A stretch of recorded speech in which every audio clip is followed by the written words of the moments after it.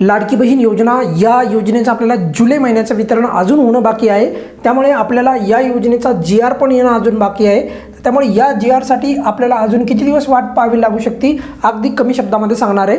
पण बघा, नेहमीप्रमाणे आपण मागे पण पाहिलं होतं की अचानक GR आला होता आणि त्याला कारण होतं की प्रधानमंत्र्यांच्या आर्थिक सल्लागार परिषदेने सांगितलं होतं की लाडकी बहीण योजनेचं मानधन वाढवायची गरज आहे। बघा, एवढ्या मोठ्या स्तरावरून म्हणजे केंद्राच्या स्तरावरून पण तशी सूचना करण्यात आलेली होती, म्हणजे प्रधानमंत्र्यांच्या आर्थिक सल्लागार परिषदेने। पण मात्र तरी देखील सरकारने अजूनही रक्षाबंधन येत असताना पण रक्षाबंधन जवळ आलेलं आहे तरी देखील अजूनही मानधन वाढ कधी करणार यावर एका शब्दाची पण अपडेट नाही। आणि सर्वात महत्त्वाचं म्हणजे फेर तपासणी पण तशीच पडलेली आहे, अजूनही फेर तपासणी चालू झाली नाही। बघा, काही लाभार्थ्यांनी विचारलं की सर आमच्या गावामध्ये जे आहे फेर तपासणी चालू झाली, या ठिकाणी आम्ही KYC करलो आहोत। तर बघा, मी सर्वांना सांगतोय कुठेही सध्या फेर तपासणी चालू नाही आहे, कुठेही लाडकी बहिणीच्या योजनेची जी KYC आहे तर ती पण चालू नाही, ऑनलाईन नाही आणि ऑफलाईन कुठेच नाही।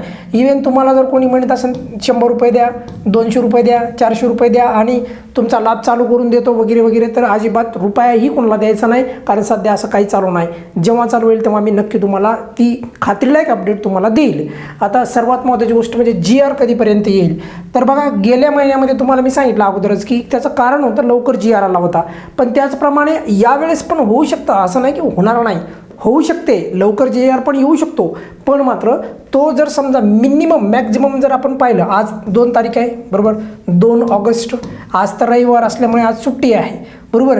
पण या महिन्याचा जर GRचा कमीत कमी दिवसाचा जर विचार केला तर 8 तारखेपर्यंत GR येऊ शकतो बरोबर, आणि जास्तीत जास्त जर GR लांबला तर 13 तारखेपर्यंत लांबू शकतो।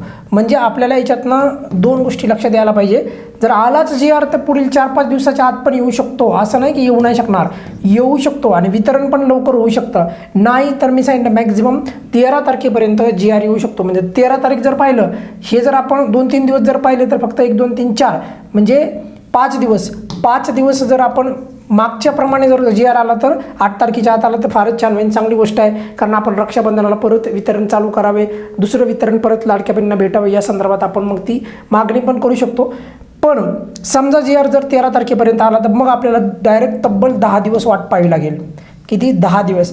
कारण मी तुम्हाला यापूर्वी सांगितलं की 15 ऑगस्टला स्वातंत्र्य दिन आहे, त्यामुळे 15 ऑगस्टला वितरण होण्याची अधिक शक्यता आहे। 28 तारखेला जे आहे रक्षाबंधन आहे, रक्षाबंधन, आणि रक्षाबंधनानिमित्त जे आहे लाडक्या बहिणींच्या मानधनामध्ये वाढ व्हायला पाहिजे। शासनाने थोडं तरी का होईना पण लाडक्या बहिणींच्या बाजूने झुकतं माप दाखवायला पाहिजे। आता पूर्वीच खूप वेळ झालेला आहे, 2 वर्ष होऊन गेलेले आहेत, तरी देखील शासन जे आहे कोणत्याही पद्धतीने 1 रुपया पण वाढवण्याची मानसिकता दाखवत नाही। ही खूप म्हणजे त्याला आपण म्हणूयात वाईट गोष्ट आहे।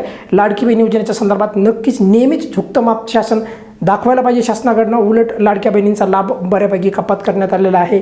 त्यानंतर KYCच्या आधारे जे आहे बऱ्याचशा लाडक्या बहिणी ज्या आहेत अशाच पेंडिंगमध्ये पडलेल्या आहेत, तर त्यामुळे ह्या गोष्टी ज्या आहेत त्या लवकर मार्गी लावाव्यात। आणि आपल्याला जो GR आहे तर तो मिनिमम तुम्हाला मी सांगितलं की कमीत कमी 8 तारखेपर्यंत आणि जास्तीत जास्त 13 तारखेपर्यंत आपल्याला येऊ शकतो। या संदर्भात तुमच्या मनामध्ये काही जर प्रश्न असेल किंवा काही शंका असेल तर व्हिडिओच्या खाली कमेंट्समध्ये नक्की विचारू शकता। धन्यवाद।